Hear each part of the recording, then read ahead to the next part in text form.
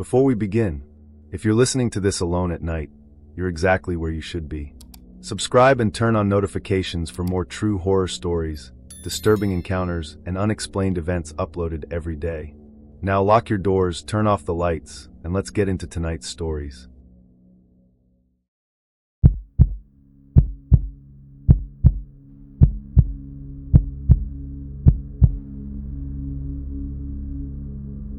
Most people only call a locksmith when something goes wrong. They lock themselves out, lose their keys, break a deadbolt, change the locks after moving. Simple jobs, simple problems. But every locksmith eventually gets one call they never forget. Not because the lock is difficult, because the person asking you to open the door shouldn't know what's waiting on the other side. I learned that the hard way during a late-night emergency call that started like every other lockout and ended with a key that fit a house I'd never been inside before. My name is Ethan. I worked as a mobile locksmith for several years in the suburbs outside St. Louis. My company handled everything: house lockouts, commercial buildings, car keys, safe openings, emergency rekeys.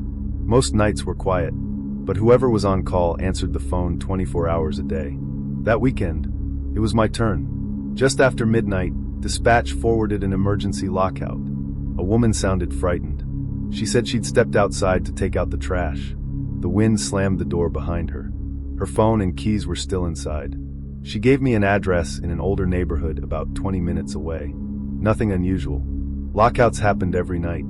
I loaded my tools into the van and started driving. The neighborhood looked peaceful despite the storm. Streetlights reflected off wet pavement. Most houses were dark. Only one porch light remained on. The woman stood outside wrapped in a blanket. She looked relieved when I parked. "Thank God. I've been freezing." I introduced myself and asked for identification. She apologized. "My wallet's inside." That wasn't uncommon. Company policy allowed us to verify identity after opening the door. The deadbolt was an older model. Nothing complicated. Within 2 minutes, I had it open. The woman smiled, then stopped. She stared into the house. Her face lost all color. "What?" I asked. She whispered. I left the hallway light on. The house was completely dark. She hurried inside before I could stop her. I followed only far enough to verify the address. The living room looked undisturbed. No broken windows. No signs of forced entry. Then, we both heard it. A door quietly closed somewhere upstairs. The woman froze. "I live alone." I immediately backed toward the front door. "You need to call the police." She nodded without taking her eyes off the staircase. We stepped outside.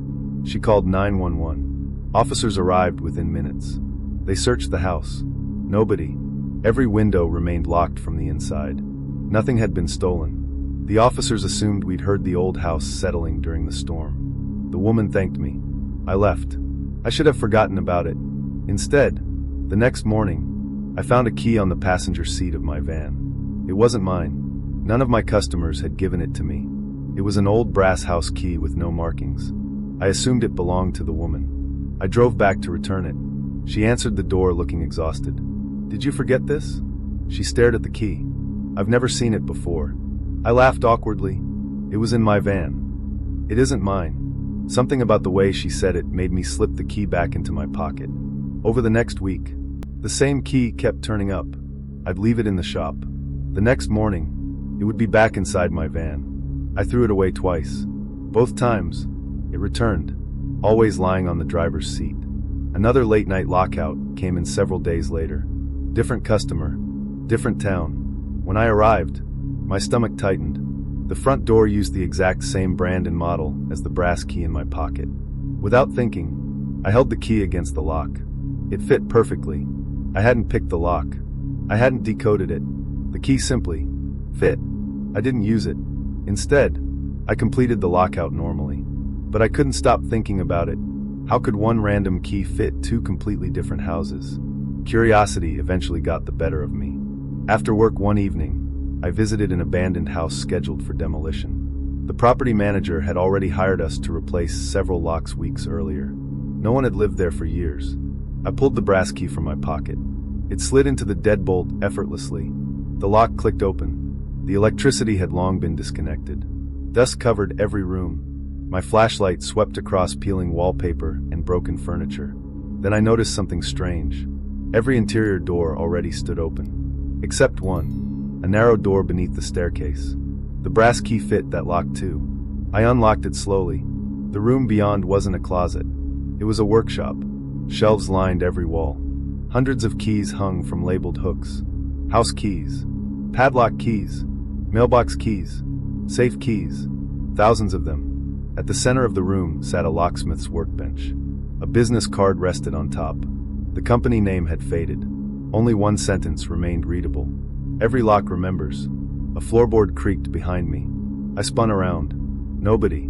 Then, keys began rattling. Not one. All of them. Hundreds of metal keys vibrating against their hooks. Slowly at first, then louder, like wind chimes inside a hurricane. I ran. By the time I reached the front door, the brass key was gone. It had disappeared from my pocket. I searched the van, my toolbox, every compartment. Nothing. Several months later, another locksmith joined our company. During lunch, he emptied his pockets onto the table. Among his tools lay an old brass key. No markings, no keychain, exactly like mine. I asked where he'd gotten it. He frowned. I keep finding it in my truck. I never told him what happened to me. I only gave him one piece of advice. If you ever find a lock that key opens. I paused. Don't open the door. He laughed. I didn't. Because somewhere, there's still a lock waiting for the wrong key.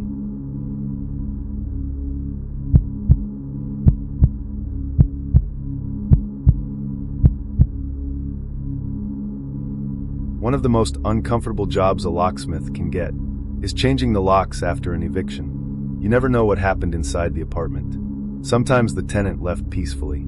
Sometimes they destroyed the place. Sometimes they never came back to collect anything. The property manager hands you a new lock. You swap it out, test the key, leave. Simple. Unless someone unlocks the old deadbolt, after you've already removed every copy of the original key. That's exactly what happened to me. My name is Caleb.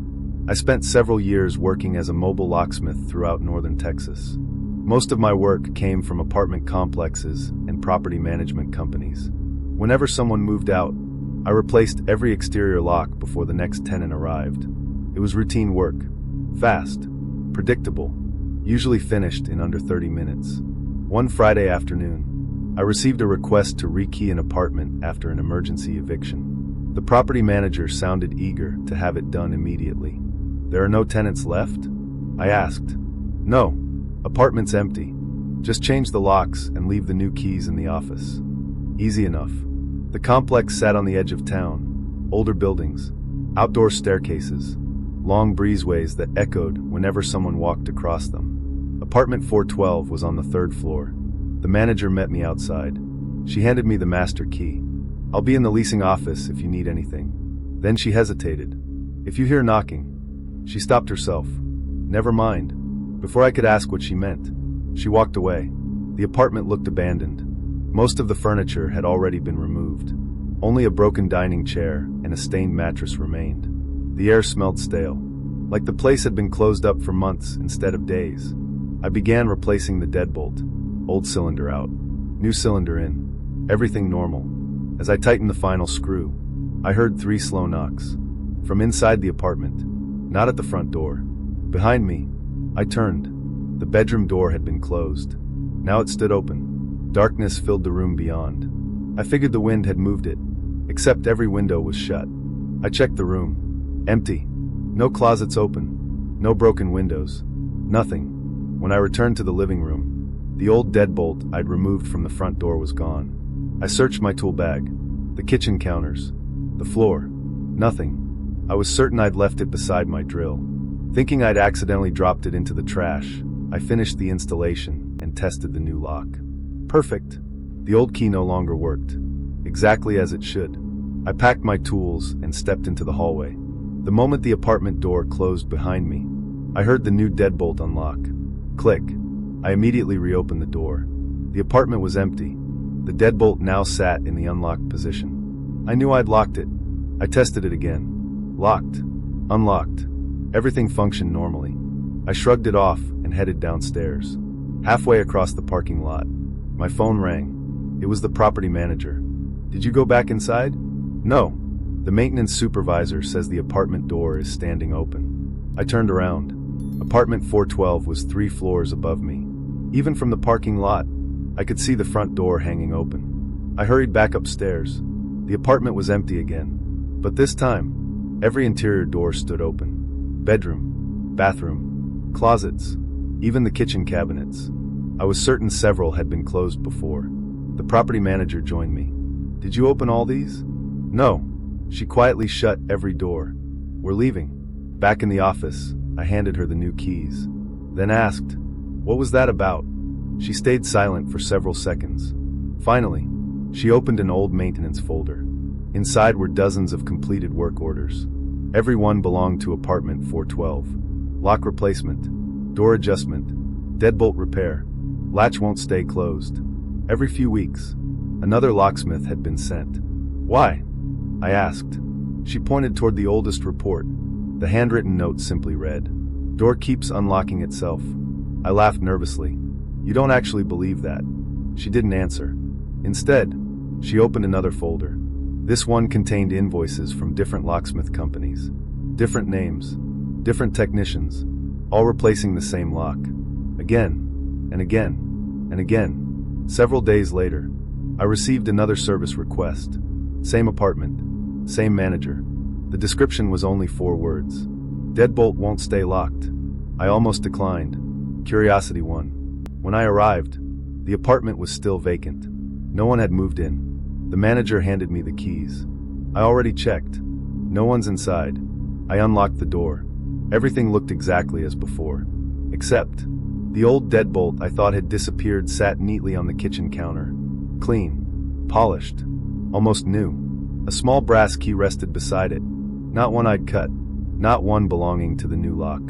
I picked it up. It fit the old deadbolt perfectly. The lock turned effortlessly. Then, from somewhere inside the bedroom, someone quietly locked the bathroom door. Click. Then another. The closet. Click. Another. The bedroom. One by one, every lock inside the apartment engaged by itself. The sounds moved steadily toward the front door. I backed into the hallway. The apartment fell silent. Then, the brand new deadbolt I'd installed slowly unlocked itself. The handle turned. The front door opened only a few inches. No one stood behind it. I closed it, locked it, walked away, and never accepted another job at that property. Months later, another locksmith called me. He'd heard I'd worked apartment 412. I've been there 3 times this month. The lock keeps changing. What do you mean? I install a new cylinder. The next day, it's the old one again. I didn't tell him what I'd seen. I simply asked one question. When you leave, do you hear the lock click behind you? There was a long silence. Then he quietly replied, every single time. I still change locks for a living. Hundreds every year. Most are just pieces of metal. Nothing more. But whenever I finish installing a new deadbolt, I always wait a few extra seconds before walking away. Just to make sure. I don't hear it unlocking itself.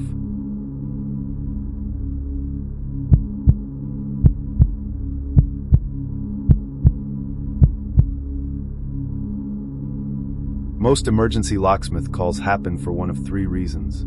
Someone locked themselves out, someone lost their keys, or someone wants their locks changed immediately. The third type of call always made me nervous, because people rarely change every lock in their house in the middle of the night, unless they're terrified of someone. One call changed the way I looked at every front door I unlocked after that. Not because of what I found inside, but because of who already had a key. My name is Mason. I worked as a 24-hour locksmith across Central Florida. Night calls paid better than daytime jobs, but they came with their own problems. People were stressed. Arguments had just happened. Police were often involved. Sometimes I arrived before officers did. You learn to stay calm. Finish the job. Leave. That was the safest way to work. Just after 1 in the morning, dispatch forwarded an emergency lock replacement. The caller sounded out of breath. She spoke quietly, almost whispering. I need every exterior lock changed. Has someone broken in? No. Are they still there? Silence. Then, I don't know. She gave me the address and disconnected. The house sat alone at the end of a quiet residential street. Only one light glowed inside. The woman met me on the front porch before I even shut off the van. She looked exhausted. She kept glancing over her shoulder toward the hallway inside. I need all 3 doors rekeyed. Front, back, garage. No problem. I asked for identification. She handed me her driver's license immediately. The address matched. Everything looked legitimate. As I unpacked my tools, I noticed every window in the house was already locked. Heavy furniture had been pushed against the back door. Kitchen chairs blocked the sliding glass door. Someone had spent a lot of time trying to keep something out. Or something in. I removed the front deadbolt first. Routine work. 5 minutes later, the new cylinder was installed. I tested both keys. Perfect. The old key no longer worked. Exactly as expected. The woman never stopped watching the hallway. Finally I asked, "Are you expecting someone?" She hesitated. "I keep hearing the front door unlock." I looked at the lock in my hand. The old cylinder's already out. I know. It still happens. I assumed stress was getting to her. People hear strange things when they're frightened. I continued working. The back door was next. While removing the deadbolt, I heard a metallic click from the front of the house, exactly like someone unlocking a door. The woman heard it too. She slowly looked toward the living room. "I told you." I walked to the front entrance.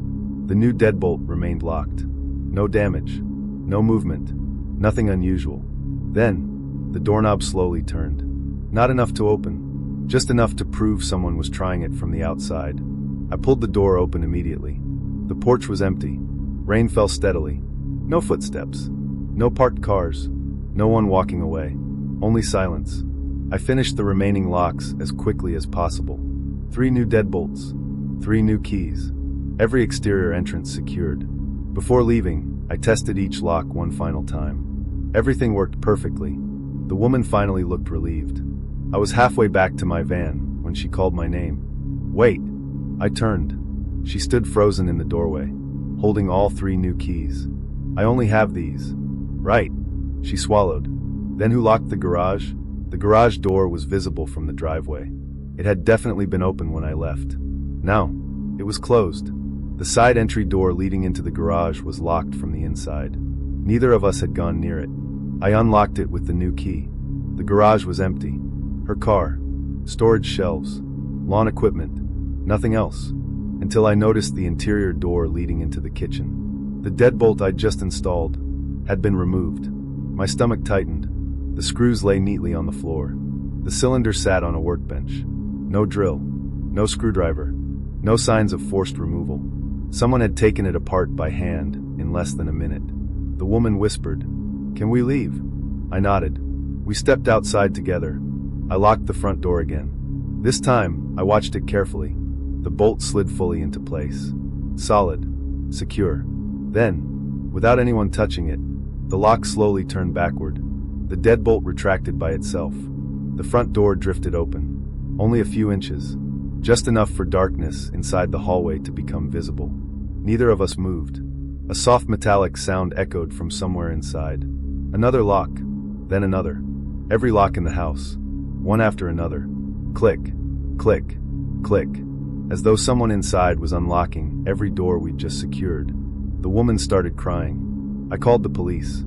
We waited outside until officers arrived. They searched the entire property. Attic. Crawlspace. Garage. Closets. Nothing. No one. No signs of entry. No fingerprints except ours and the homeowner's. An officer suggested the old house had shifted because of the rain. That explanation didn't account for a deadbolt that had been completely removed from the inside. But no one could explain it any other way. A week later, I received another dispatch request. Same address. Same homeowner. I almost declined. Curiosity got the better of me. When I arrived, every lock I had installed was gone. The original locks had somehow been reinstalled. Even the scratched brass deadbolt I'd thrown into my scrap bin. I knew it was the same one. The scratch near the keyway was still there. The woman looked defeated. I wake up every morning. They're back. I examined each lock. Every screw showed years of wear. Exactly as if they'd never been replaced. The new locks I'd installed had completely disappeared. I never figured out how. No one did. The homeowner eventually moved away. The house sat vacant for a long time before someone bought it. Several months later, I drove past while working another service call. Fresh paint covered the exterior. A moving truck sat in the driveway. A young couple unloaded furniture. As I passed the front porch, the new owner smiled and waved, then casually asked, "Hey, do you know why all these locks keep changing by themselves?" I didn't stop driving. I've unlocked thousands of doors since then. I've replaced every kind of deadbolt ever made. People always ask whether buying a stronger lock makes them safer. Usually, the answer is yes. But every once in a while, you find a house where the problem isn't keeping someone out. It's discovering someone already has a key that no locksmith can replace.